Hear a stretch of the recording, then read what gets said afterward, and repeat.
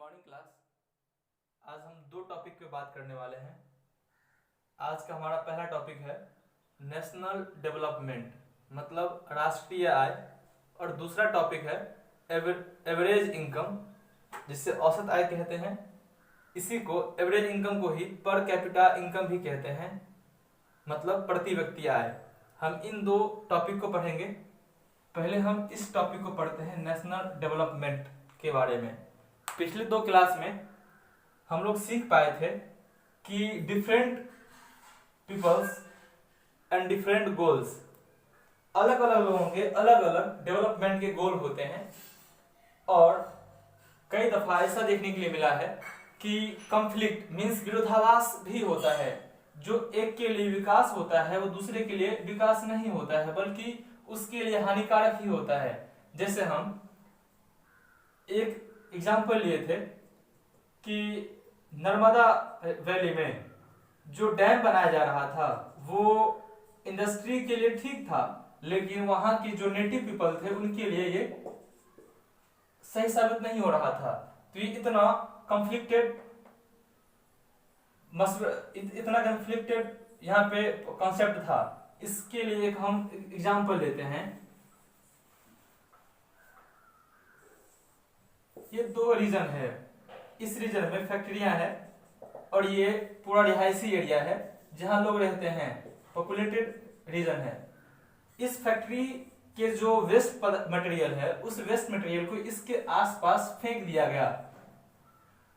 मतलब इस फैक्ट्री का जो जितना भी वेस्ट मटेरियल था वो अब इस फैक्ट्री के आसपास नहीं रहा, बल्कि इस रीजन में आ गया जहां पे पॉपुलेटेड एरिया है। लेकिन कुछ दिनों के बाद इस एरिया के कुछ लोग बीमार पड़ गए और उनमें से कुछ की मृत्यु भी हो गई, कुछ मर गए। अब आप सोच सकते हैं या आप समझ गए होंगे कि ये कचरा फेंकना, फैक्ट्री वाले का दूर दराज के एरिया में कचरा फेंकना जहां लोग घनी बस्ती में रहते हैं, इस फैक्ट्री के लिए अच्छा साबित हुआ। मतलब ये इसके लिए एक विकास है, लेकिन इसके लिए काफी नुकसानदेह है।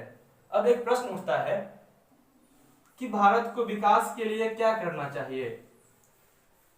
भारत को विकास के लिए क्या करना चाहिए, इसमें यदि आप सबसे प्रश्न पूछा जाए, इस मुद्दे पर राय देने के लिए कहा जाए, तो आप अलग अलग विचारों को रखेंगे। कोई कह सकते हैं कि एजुकेशन सिस्टम को ठीक करना चाहिए, कोई कह सकते हैं मेडिकल सेक्टर, इसी तरीके से कंस्ट्रक्शन, इंफ्रास्ट्रक्चर, और भी कई विचार आएंगे। लेकिन इन सब में कुछ न कुछ विरोधाभास भी होगा। मान लें कि कंस्ट्रक्शन का एग्जाम्पल लेते हैं, कंस्ट्रक्शन की बात करते हैं। कंस्ट्रक्शन में dam, railway bridge, railway line और रोड रूट की बात करते हैं। यदि सड़कें बन रही हैं तेजी के साथ, अच्छी अच्छी सड़कें बन रही हैं, उसके लिए जमीन चाहिए, और जमीन किसी किसान का जा सकता है। इसमें कोई फार्मर है और उस खेत से जाते हुए ये रोड का नक्शा गया, मैप गया है, तो पक्का इस खेत वाले का नुकसान होगा। रोड तो बनेंगी, सड़कें बनेंगी, लेकिन खेत खराब हो जाएगा। तो किसी खास व्यक्ति को फायदा हो रहा है, लेकिन कई व्यक्तियों को फायदा नहीं हो रहा है। ये कुछ लोगों के लिए विकास है तो दूसरे के लिए विकास नहीं है। इस तरह से हम देख पा रहे हैं कि विकास के अलग अलग रूप हैं। अब हम बात करते हैं कि किसी देश को कैसे हम डेवलप या विकसित और अंडर डेवलप कहते हैं, मतलब विकासशील देश कहते हैं। आप सुनते होंगे कि भारत विकासशील देश है, अमेरिका, इंग्लैंड या फ्रांस विकसित देश है, और नेपाल, भूटान, बांग्लादेश ये सब गरीब देश है। हम कैसे ये तय करते हैं? किसी देश की आय की बात कर लें, राष्ट्रीय आय की बात कर लें, या किसी देश में रह रहे लोगों का जो जनसंख्या है, लोगों की जो संख्या है, उसके द्वारा कमाया गया जो धन है, रुपया है, उसमें तुलना करें तो ये सही आंकड़ा पेश नहीं करेगा। ऐसा इसलिए क्योंकि हम इंडिया और नेपाल की बात कर लें। इंडिया का पॉपुलेशन नेपाल के रिस्पेक्ट में काफी ज्यादा है, इसलिए किसी भी स्थिति में जो इसके पास धन होगा या इनकम होगा, इंडिया का इनकम वो नेपाल की इनकम से काफी ज्यादा होगा। हम किसी देश के इनकम को उसके सभी लोगों की इनकम से माप नहीं सकते हैं इकट्ठे।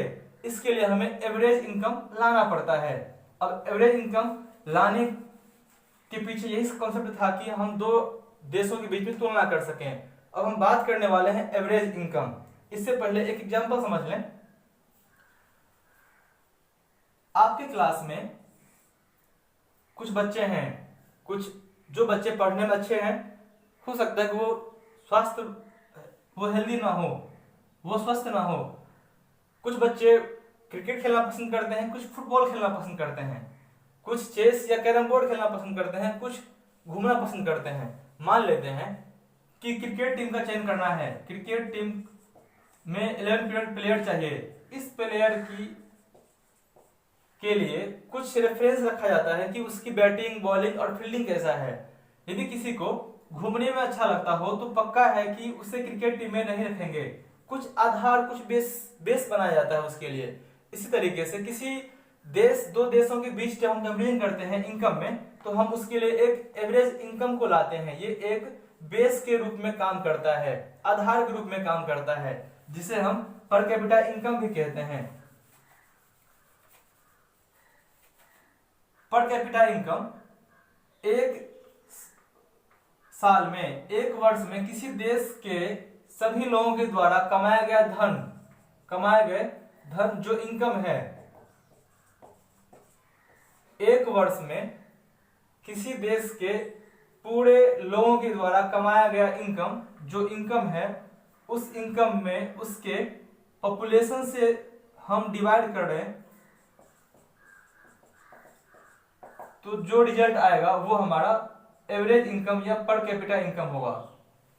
भारत में अभी 130 अरब के आसपास लोग हैं, सॉरी 130 करोड़ के आसपास लोग हैं, और मान लेते हैं कि भारत का टोटल इनकम 1300 करोड़ है।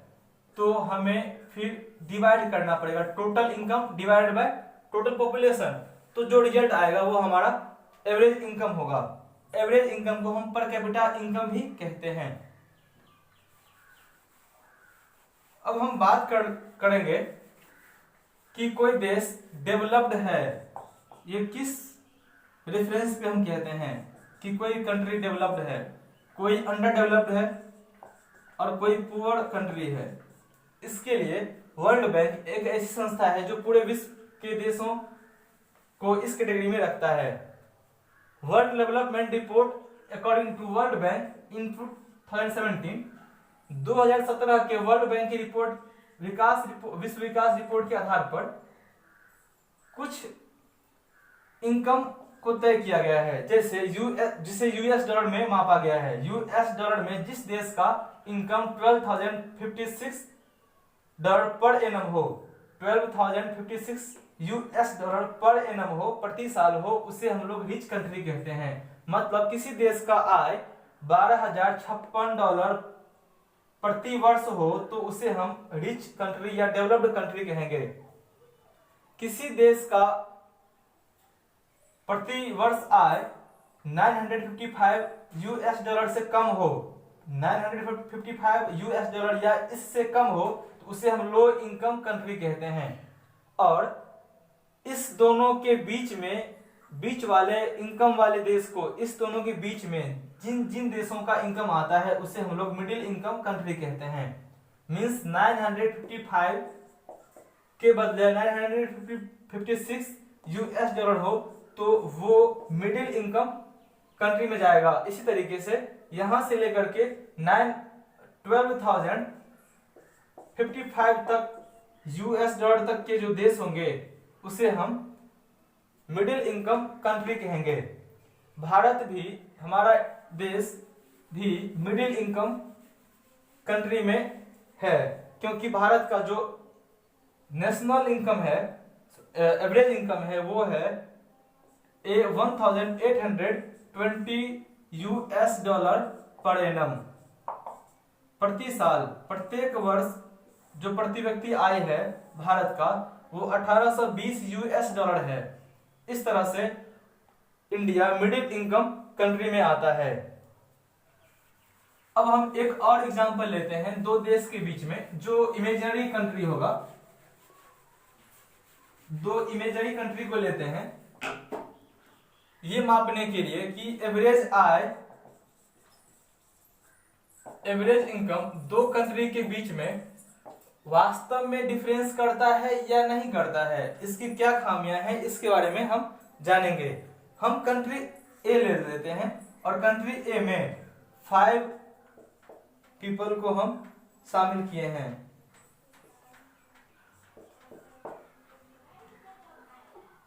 इसमें 5 लोग हैं, 1 2 3 4 एंड 5, और यहाँ पे इसका एवरेज इनकम है जो है मंथली इनकम इन रुपये में है। ये मंथली इनकम का इसका हम निकालने वाले हैं average.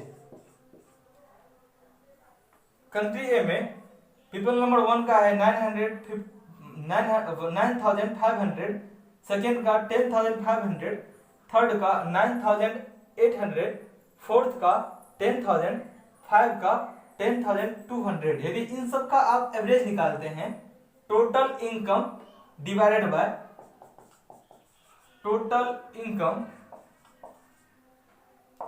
Divided by total population,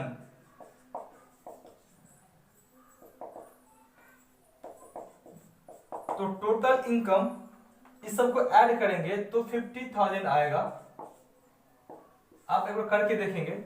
और टोटल पॉपुलेशन यहाँ पे मैंने सिर्फ 5 लोगों का दिखाया है, तो 1 2 3 4 एंड 5, टोटल पॉपुलेशन 5 है, तो ये 10,000 आ रहा है। मतलब इस देश में रहने वाले कंट्री ए में रहने वाले लोगों का जो पर कैपिटा इनकम है वो 10,000 है, जो लगभग एक बहुत कम का अंतर है। देखें कि हर एक का इसके आसपास ही है, बहुत का अंतर नहीं है, वो 200 या फिर 500 का ही डिफरेंस है।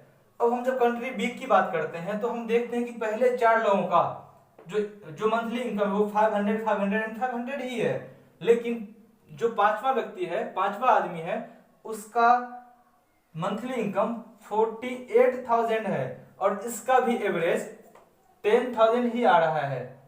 आप करके देखेंगे तो 10,000 ही आएगा। क्या आप कंट्री ए में रहना पसंद करेंगे या कंट्री बी में रहना पसंद करेंगे? आप कंट्री बी में रहना तभी पसंद करेंगे जब आपको बता दिया जाए कि आप कंट्री बी में रहने वाले 5वें आदमी होंगे। आप खुशी खुशी इसमें रह लेंगे क्योंकि आप 5वें आदमी हैं इस कंट्री बी के और आपका मंथली इनकम 48,000 है, बाकी का 500 500 500। मतलब कि इस देश में एक ही आदमी काफी अमीर है, बाकी के सब गरीब हैं। लेकिन कंट्री ए में गरीबी नाम की कोई चीज नहीं है, सब बराबर है, बहुत कम का अंतर है। तो कुछ बातें हैं जो एवरेज इनकम दिखाता नहीं है या पर कैपिटा इनकम छुपा लेता है। अब इसके बदले कौन सा इनकम की बात करते हैं डिफरेंस करने के लिए, वो हम नेक्स्ट क्लास में बात करेंगे। यहां तक में किसी को दिक्कत हो, कोई डाउट हो तो कृपया शेयर करें मैसेज के थ्रू। हम फिर मिलेंगे कल। आज के लिए इतना ही। Thank you.